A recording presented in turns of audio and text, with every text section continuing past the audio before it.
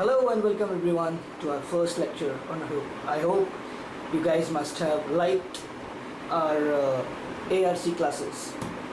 To begin with, as you can see, I have jotted down few basic questions on HADOOP. These questions will drive you into your further understanding to HADOOP. Now the first and the most basic question is, what is this thing that we call as HADOOP? Now as you can see here, I have written down a definition of HADOOP, and you can see few of the words are marked in pink. So actually the words marked in pink are the real gist of what HADOOP is all about.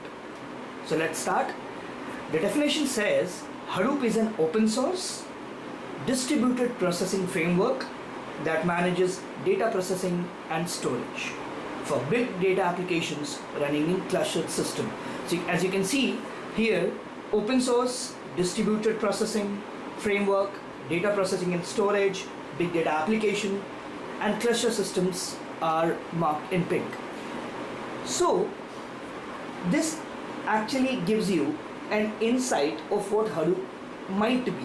Let's stick to might be.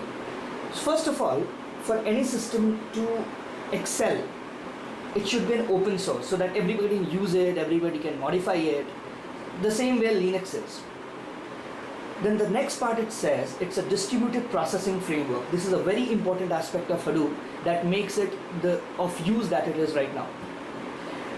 Then it says the data processing and storage. So HADOOP is not only for data processing, it's also for storage and for big data applications. What is big data application, we'll see in the later part of this lecture. And in clustered system, this word clustered system is also very important with respect to HADOOP. So now as you can see, I have mentioned two points there that you can see in black. One is a name that is Doug Cutting. Now, has anyone one of you wondered why the name HADOOP has been given to this particular system? Actually, this guy, Doug Cutting, was the guy who gave this name to HADOOP. The HADOOP was the name of this guy's kid's soft toy that was a yellow elephant.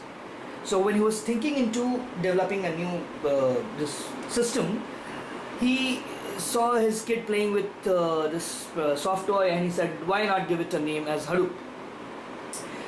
So to take you to the history of how all these started, it came up back in 2000 when Google introduced a paper on GFS and MapReduce. Now GFS was the first time this term was coined, that is called as Google File System, and MapReduce is another very integral part of this whole HADOOP system. We'll see also that in the later phase.